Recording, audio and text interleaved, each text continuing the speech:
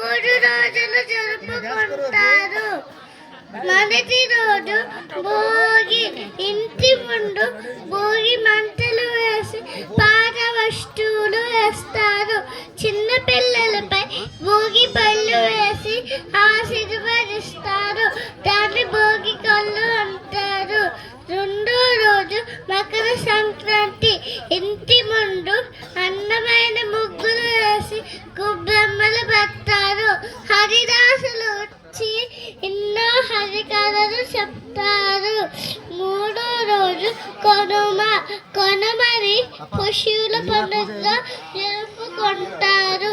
చిన్నపిల్లలకు సంక్రాంతి పండుగ